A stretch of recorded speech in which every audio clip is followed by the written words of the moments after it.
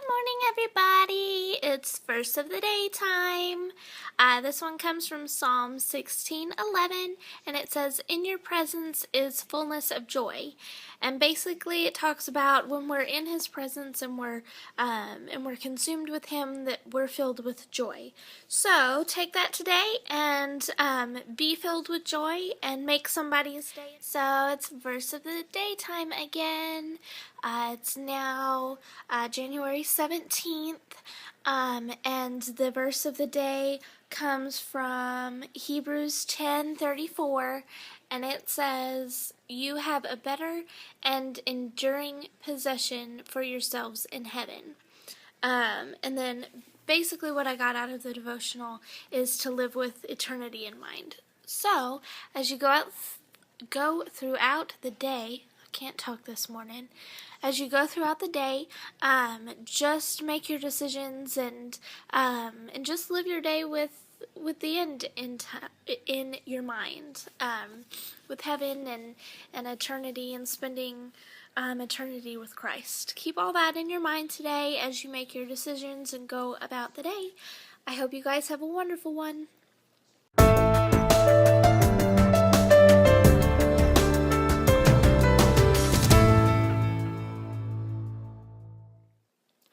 Okay, so I wake up this morning and I hear this huge, and I mean huge, thunderclap. Huge. Absolutely huge. I thought I saw lightning, but I was like, nah, I probably didn't see it. Because I had just hit snooze on my phone, so I thought it was just the phone going back off.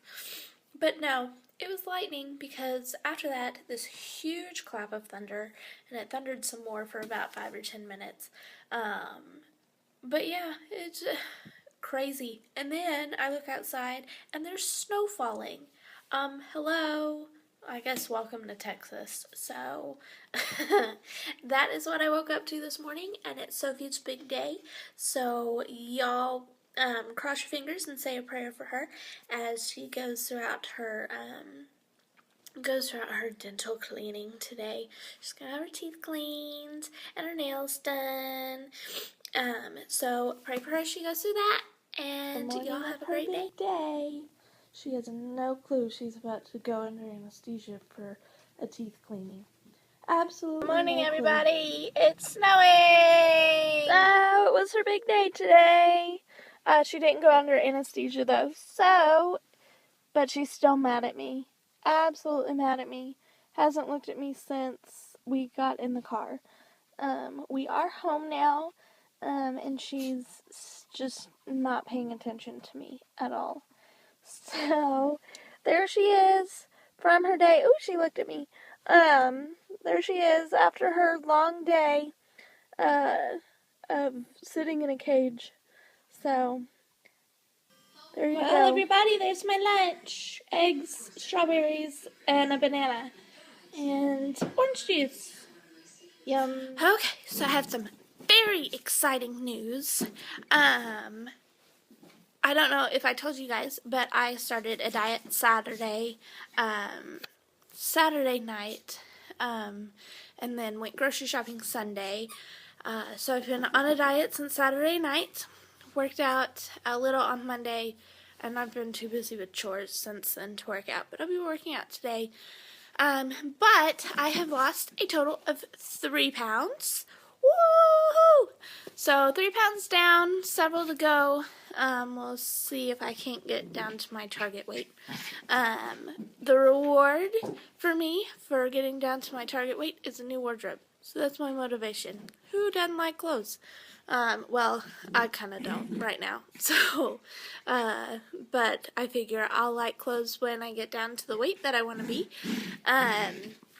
So, that is my good news for the week. I hope you guys are having a great one, too. And, Well, yeah. everybody, it's finished. Hey, everybody, it's date night time. Michael's taking me out to dinner, and then we're going to go see Zero Dark 30. I think is the name of the movie. It's the one about, Bin Laden, him being killed. So I hope I enjoy it because I'm not really big in those war movies. So wish me luck. Well, we just got home from seeing Zero Dark 30. It was a pretty good movie. I did enjoy the fact that it wasn't all a war movie, but that there was an actual story behind it. So it was pretty good. I give it 2.5 thumbs up out of 3.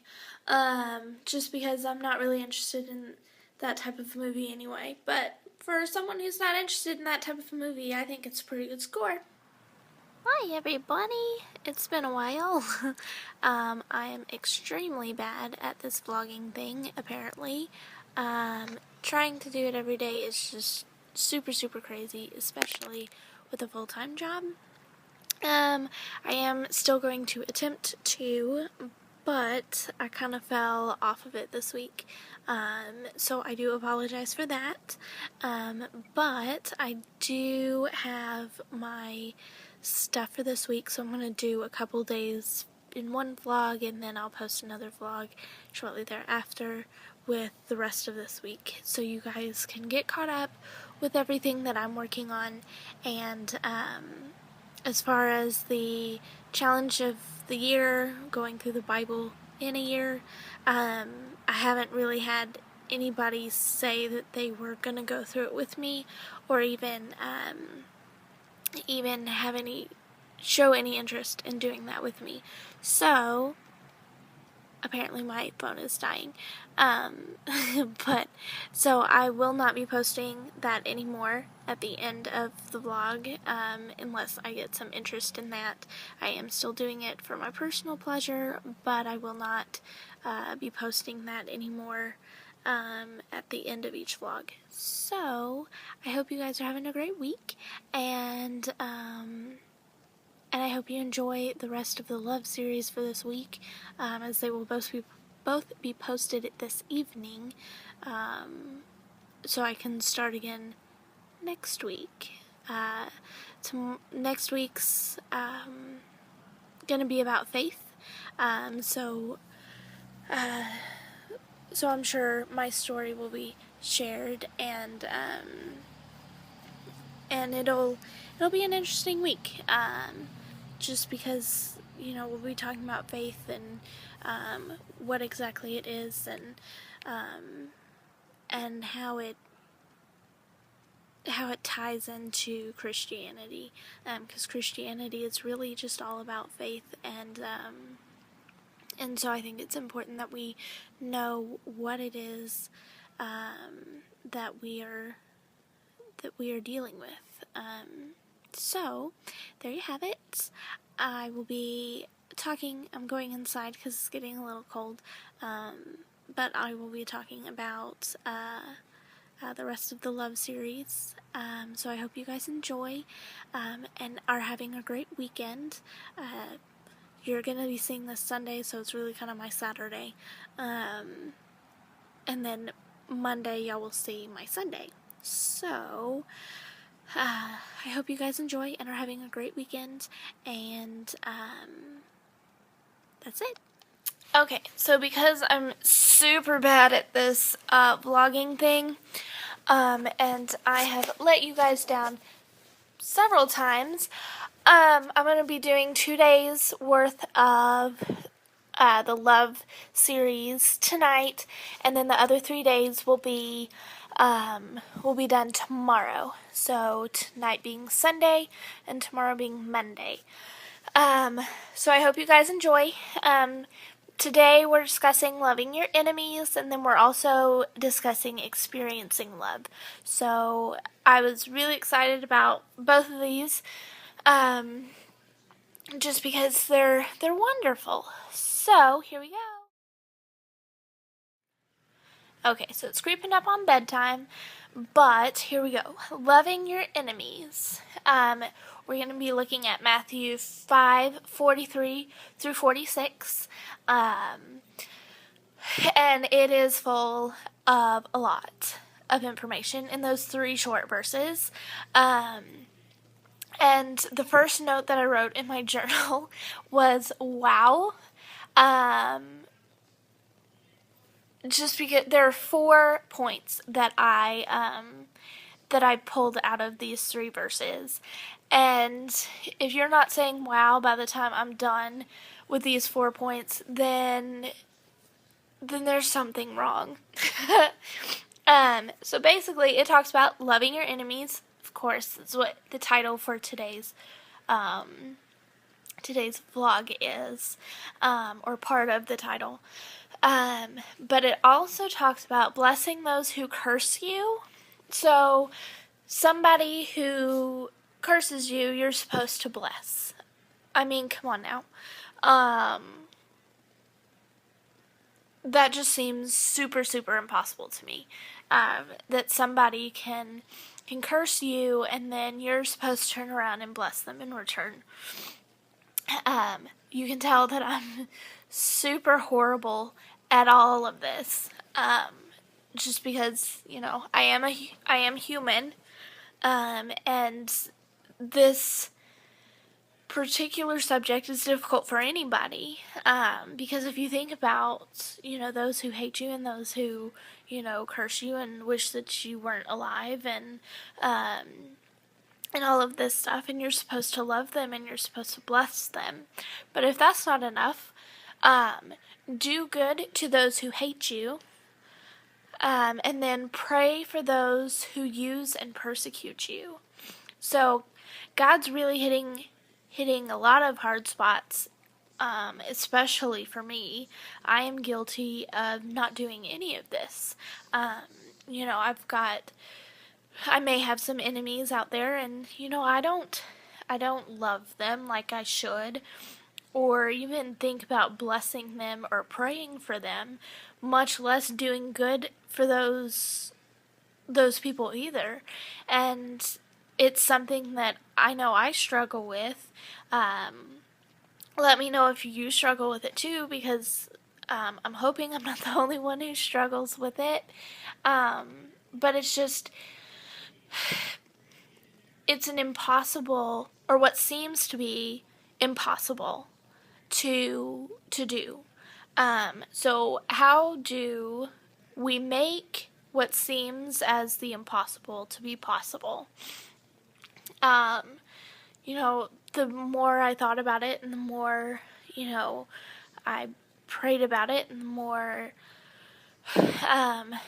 the more I meditated on just these 3 verses, it's not going to be easy, and it's not going to be, this flowers and sunshine type of a road. It will take a lot of hard work to love your enemies and to love those who persecute you and just don't like you. And, we may not even see the same in return. So these people who, hate you, you can turn around and love and show them Christ's love and pray for them and do good things for them, and you can do everything that you're supposed to do. But what I think makes it hard for, at least for me, is that if I do all of this stuff and then I get nothing in return from that person, I'm spending all of my time loving them and praying for them and doing good things for them. So if I do all of this for them and then they still treat me like they hate me, and like they just don't want to have anything to do with me, and they don't appreciate the fact that, I'm trying so hard to do whatever, that I think is a big reason why it scares so many people away to love their enemies and to do the things that God commands us to do in these 3 verses. So, and then another thing that just kind of, I guess, not worries, but makes me weary of, it doesn't even sound right, just keeps me from doing it, is the fact that what if we don't make a difference? Because sometimes, you treat these people with love and you treat them with, the respect and stuff that you really don't think that they deserve, but you treat them that way because you're supposed to, but because they're not acting differently and they're not treating you differently, it's like, well, what was even the point of that? Did I even make a difference in that person's life, or did I even make a difference in the situation? Because they're still treating me like poop. So, what difference is it going to make? And I had a hard time. I really, really had a hard time with this one because it's a hard it's a hard subject.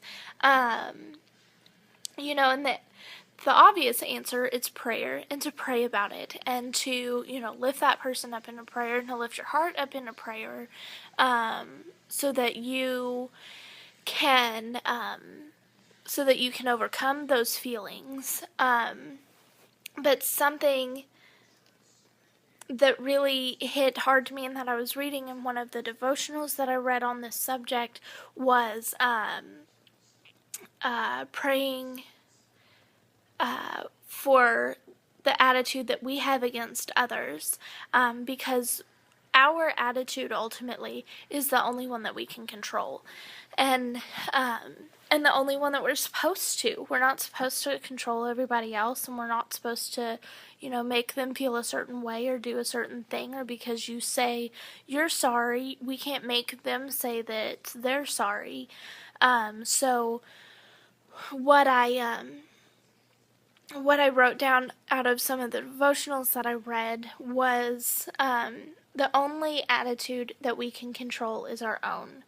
And then it hits back home to knowing that Christ died on the cross for us, and, we didn't deserve it, and we have done far worse to him than anybody could ever do to us, because they did it to him first.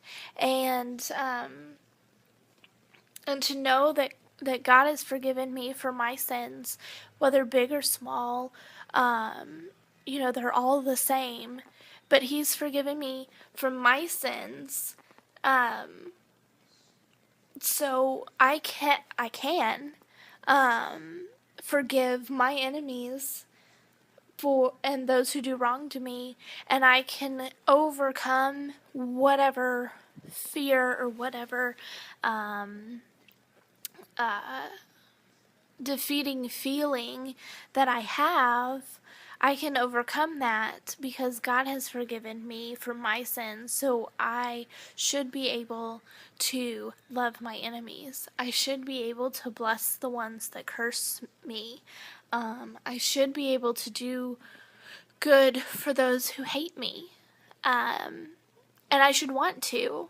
I mean, it's not even this is a chore list, but I should want to do good for those who don't like me so much. And then praying for those who use and who persecute you. That should be one of the first things that I think we should do for those who use and persecute us, is pray for them, because obviously there's something going on in their life that they feel like they have to lash out or use the situation, or whatever the case may be.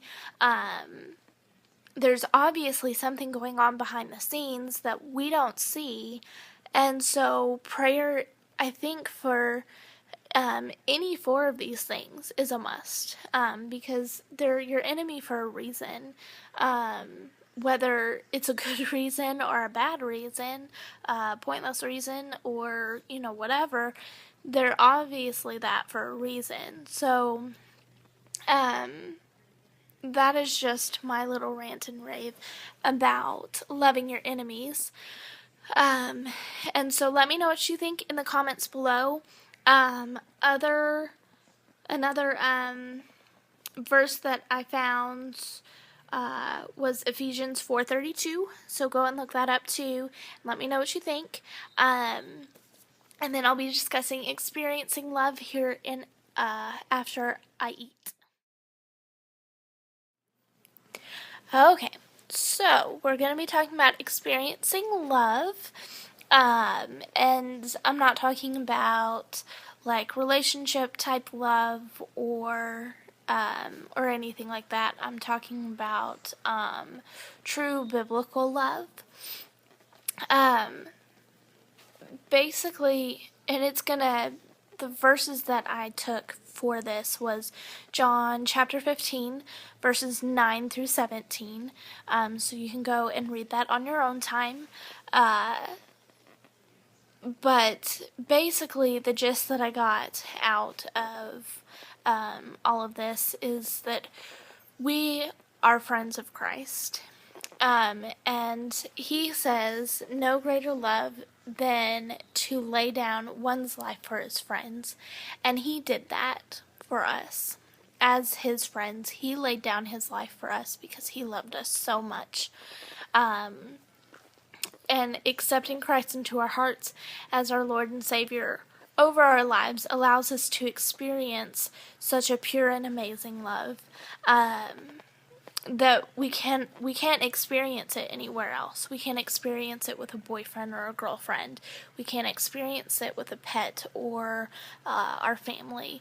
We just can't experience this type of love anywhere else except for with Christ. And I think that that's important to just meditate on, is that we can't experience it anywhere else except with him. And I think so many people look for it other places, like with electronics, with shoes, with shopping, with video games, with more extreme things like pornography and sex and the more extreme things like that. But you won't find it. You won't find this love anywhere except for with Christ. And I know that that's pretty harsh, I think, to take for some people, just because, they are searching and they haven't found that one true love. So, they're trying to find it, and it's not where they're looking. So not only does Christ love us, but he commands us to love one another, whether we love each other's friends, whether we're loving our enemies, whether we love our spouse or our family. We love differently for the different relationships that we have, but we are commanded to love one another regardless. And then the love of the Lord is undescribable and beautiful. He paints the sky with a rainbow because he loves us and wants to show his commitment to us. And it's pure and it's holy. There's no other love that is like it. It's just, I can't describe it. We'll just put it that way. It's blameless and it's spotless. Christ did nothing, absolutely nothing while he was here on this earth, worthy of what he received. And, but he did it for us, and he did it because he loves us, and he did it to show that love for us. So he was blameless and he was spotless, but he sacrificed himself anyway because he loved us. It's full of joy and it's full of happiness. I can't describe the joy and the happiness that I get out of reading the scripture or hearing a worship song that touches my heartstrings, or just having a quiet time with him in prayer and listening to him talk. back to me. There's no other joy and there's no other happiness that compares in this world to any of that. And it's a love that completes and fills the void in our hearts.